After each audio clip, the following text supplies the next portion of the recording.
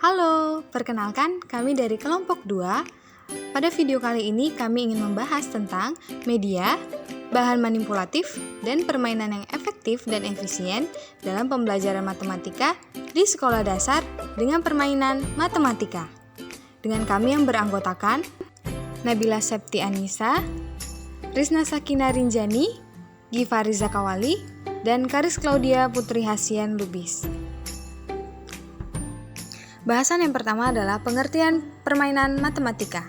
Menurut Sriyono, permainan matematika merupakan kegiatan yang menyebabkan siswa senang dan asyik dalam mempelajari matematika. Pengertian permainan matematika secara umum adalah sebuah kegiatan yang menyenangkan, di mana dalam kegiatan tersebut disisipi dengan materi yang berhubungan dengan matematika dengan tujuan agar bisa meningkatkan pemahaman siswa. Manfaat dari permainan matematika dalam pengajaran matematika. Yang pertama, menimbulkan dan meningkatkan minat. Yang kedua, menumbuhkan sikap yang baik terhadap matematika. Yang ketiga, untuk mengembangkan konsep. Yang keempat, untuk melatih keterampilan. Yang kelima, sebagai penguatan. Keenam, untuk memupuk kemampuan pemahaman. Ketujuh, untuk pemecahan masalah. Dan yang terakhir, untuk mengisi waktu senggang. Konsep permainan matematika. Yang pertama adalah menarik. Permainan yang menarik pada umumnya disenangi oleh anak-anak, sehingga harus direncanakan suatu permainan yang benar-benar menarik apa adanya dan pada usianya. Yang kedua adalah aman. Dalam permainan matematika, janganlah menggunakan barang atau alat yang dapat membahayakan anak. Demikian dalam permainan hindari kegiatan, tindakan, atau perbuatan yang dianggap membahayakan, seperti memukul, menendang, dan sejenisnya. Adalah sesuai dengan keadaan anak. Rancanglah permainan yang sesuai dengan keadaan anak. Misalnya, jangan menggunakan alat yang besar dan berat agar anak mudah melakukannya. Yang keempat adalah sesuai dengan tingkat kesiapan intelektual anak. Ingatlah bahwa permainan yang tidak sesuai dengan kemampuan pikir anak akan dijauhi dan tidak disenangi oleh anak-anak. Yang kelima adalah bersifat konstruktif. Hendaklah dipilih permainan yang bersifat konstruktif, yaitu membangun pola pikir dan menumbuhkan sikap positif pada anak. Yang keenam adalah mudah dilakukan. Dalam merencanakan permainan, hendaklah aturan permainan dibuat sesederhana mungkin, sehingga anak tidak mengalami kesulitan dalam melaksanakannya. Yang ketujuh, mudah dibuat.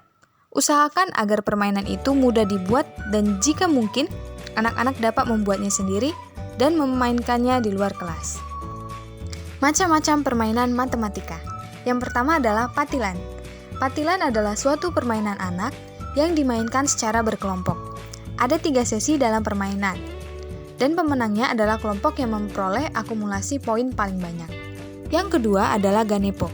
Ganepo adalah suatu permainan anak yang dimainkan secara individu. Permainannya hampir sama dengan petak umpet. Konsep matematika yang termuat dalam permainan ganepo ini adalah membandingkan jarak secara langsung ketika perbedaan jarak antar bola cukup jelas atau dengan pengukuran ketika perbedaan jarak bola tidak begitu jelas. Yang ketiga adalah kelereng. Konsep matematika yang termuat dalam permainan kelereng adalah ketika pemain menentukan urutan permainan. Yang keempat adalah membagi sapi. Seorang ibu yang sudah tua memiliki 3 orang anak laki-laki dan 17 ekor sapi. Si ibu berpesan kepada anaknya untuk membagi sapi tersebut.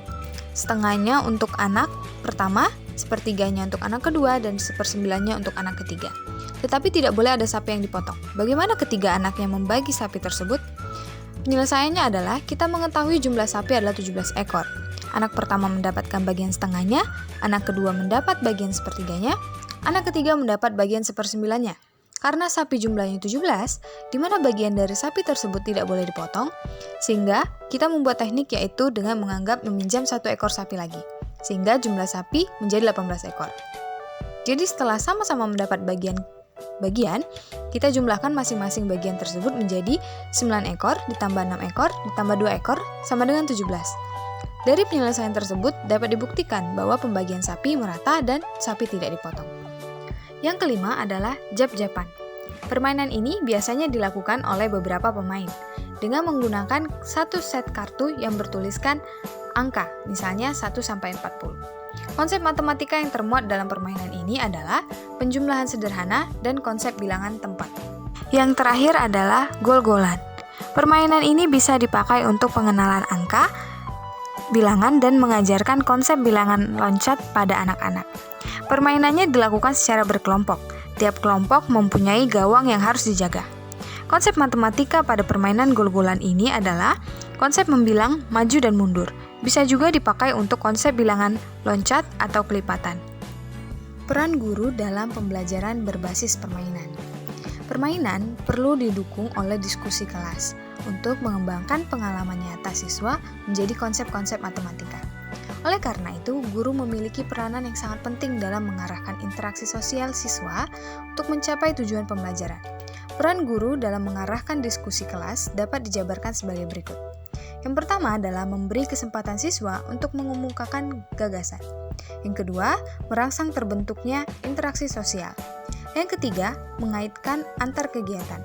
Yang keempat, membangun konsep matematika yang termuat dalam permainan.